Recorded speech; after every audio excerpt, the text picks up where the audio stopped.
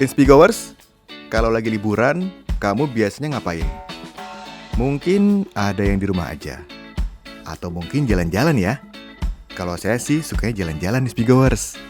Pergi ke tempat-tempat baru yang belum pernah dikunjungin, seperti keluar kota atau keluar negeri. Kayak Puncak, Bandung, Paris, New York, pokoknya banyak deh. Seru dong.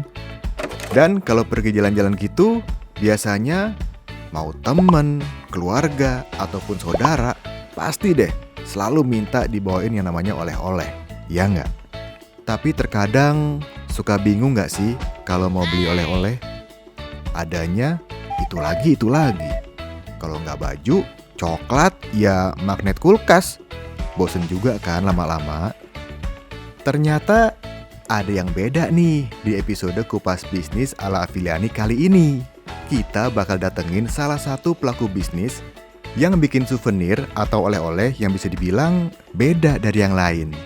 Namanya Sepiring Indonesia, yang dibuat sama 2 orang Srikandi Indonesia, yaitu Erin Zulfiana dan Yasmin Ui. Mereka punya beragam jenis souvenir yang bisa dijadiin oleh-oleh yang jarang banget kita temuin di tempat-tempat lain. Ada apa aja ya di Sepiring Indonesia? Langsung aja yuk kita grebek, sekalian kupas bisnisnya. Biar kita juga bisa ngambil skill-skill yang diterapin sama mereka, baik itu buat bisnis yang kita punya ataupun kerjaan kita di kantor. Tentunya bersama host kita, pakar ekonomi Ibu Afiliani, dan saya Nino Budianto, hanya di Kupas Bisnis ala Afiliani.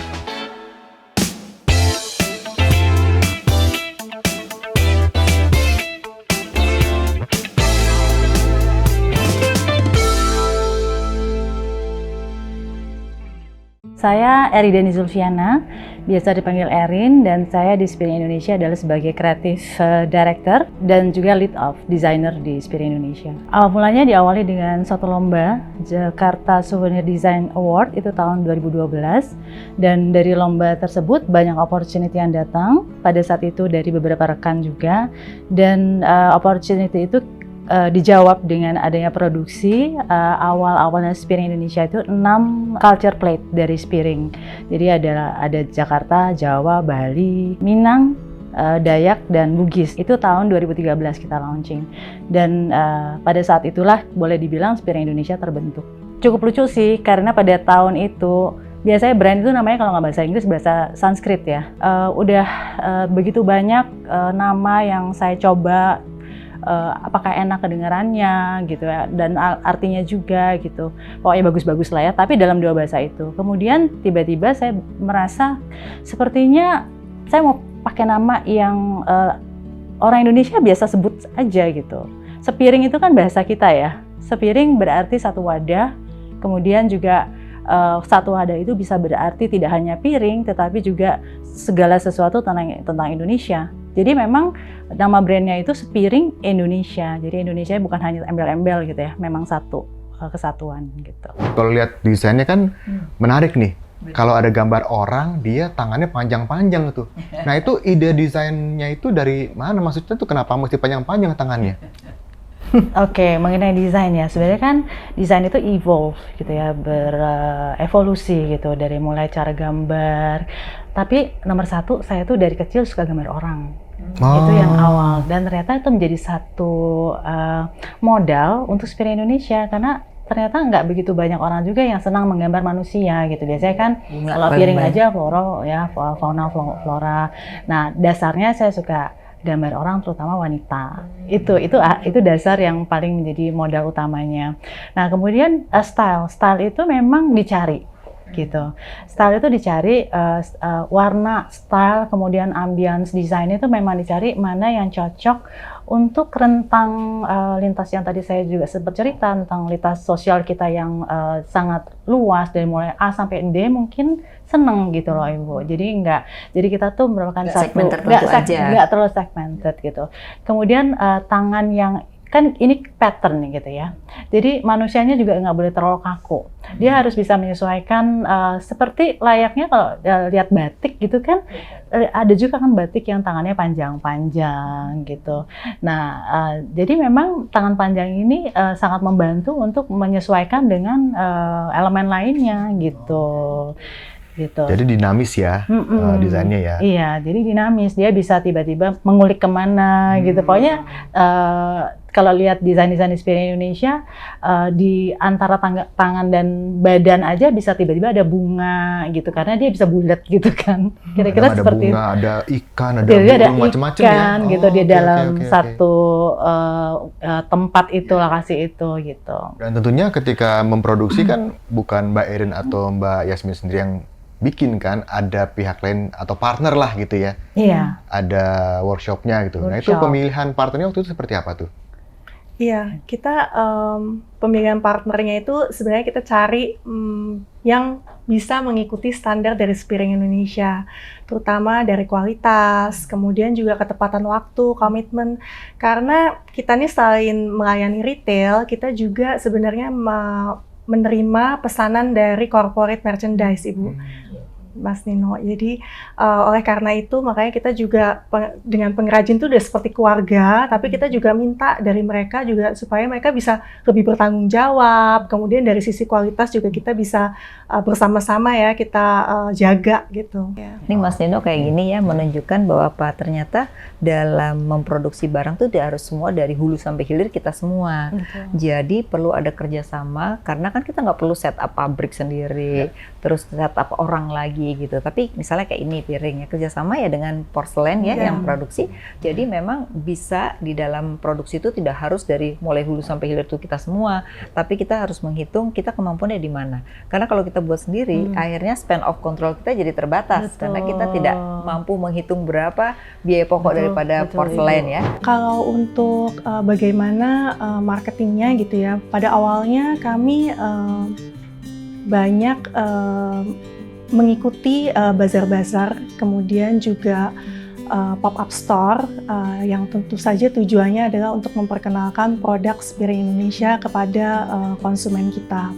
Selain itu juga kita menceritakan juga tentang cerita di balik desain-desainnya Spiring Indonesia. Pada saat pandemi itu memang Spiring Indonesia juga sangat terimpact ya dengan keadaan tersebut, karena banyak mall, kemudian juga airport tutup. Jadi otomatis titik-titik jual kita semua tutup. Tapi blessing in disguise, kita tuh bisa mengembangkan online bisnis kita. Kita juga tidak berhenti berkreasi untuk desain-desain baru, kemudian kita juga meng-create produk-produk baru yang disesuaikan dengan situasi pandemi. Jadi seperti misalnya dompet-dompet kecil atau misalnya masker, itu kita juga buat. Selain itu kita juga punya divisi baru namanya Gifting and Greetings. Jadi itu adalah one-stop shopping untuk souvenir. Karena pada masa pandemi itu kita juga belajar bahwa orang-orang ingin menjaga tali silaturahmi ya dengan kerabat, dengan teman.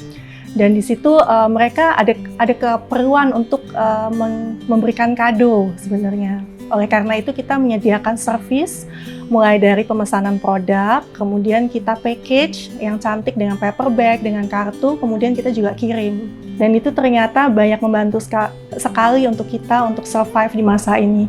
Gak salah nih Mbak Erin ngajak Mbak Yasmin buat bisnis bareng ya. Tapi gimana Bu Afi? Langkah-langkahnya Spiring Indonesia udah oke belum? Betul. Jadi tadi yang terakhir ini yang dibahas tadi adalah gini, melihat di dalam negeri tadi kan perubahan yang terjadi ya. Ketika pandemi orang itu karena sama keluarga sama teman nggak bertemu, tapi pengen kasih gift gitu. Saya juga melakukan itu sih pada saat itu. Biasanya ulang tahun nggak ngasih gift, ya udah kasih gift gitu. Supaya apa? Kita nggak merayakan bersama, tapi bisa memberikan sesuatu buat teman gitu.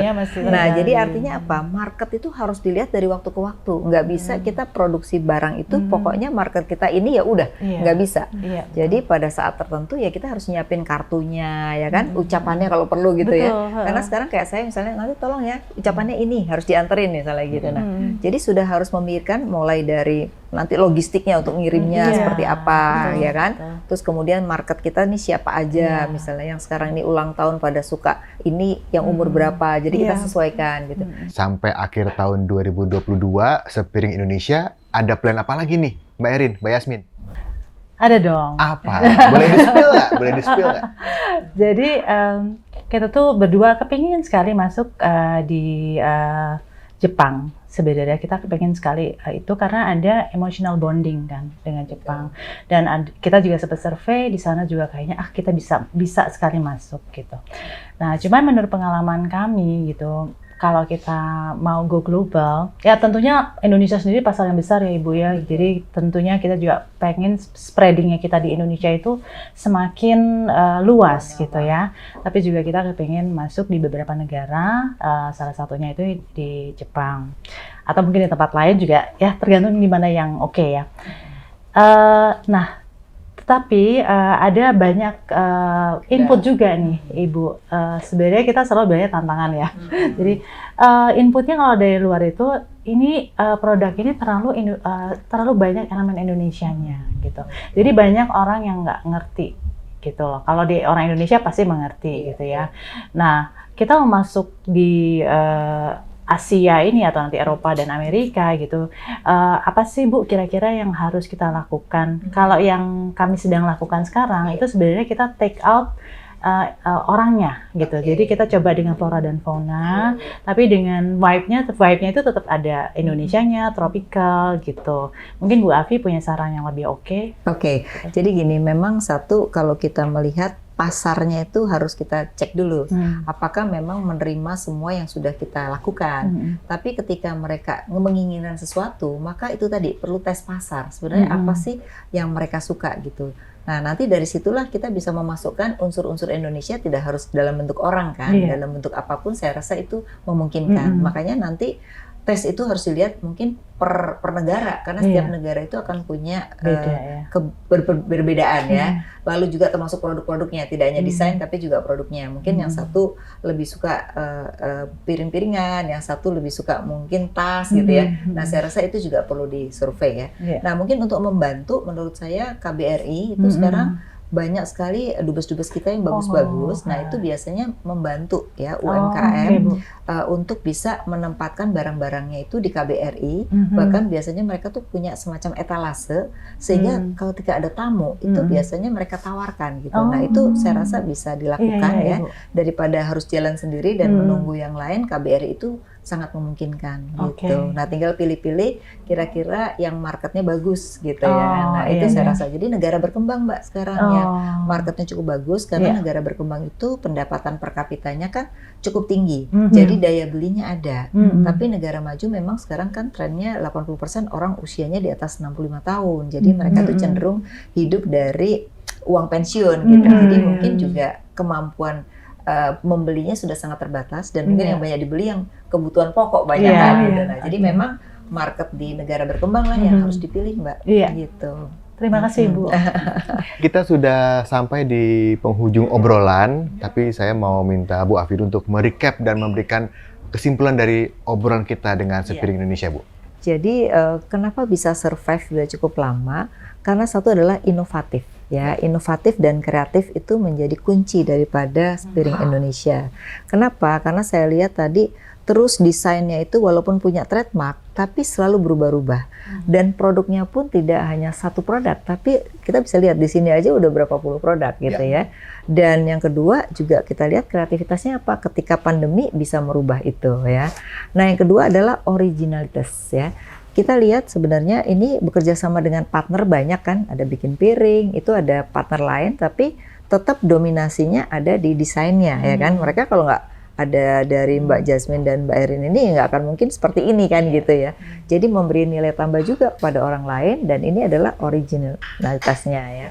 Terima kasih Ibu Afi insight-insightnya, Mbak Erin, Mbak Yasmin, terima kasih sudah ngobrol-ngobrol dengan kami. Dan semoga Sepiring Indonesia akan semakin sukses. Kita tunggu inovasi-inovasi berikutnya ya supaya lebih menjadi go global lagi.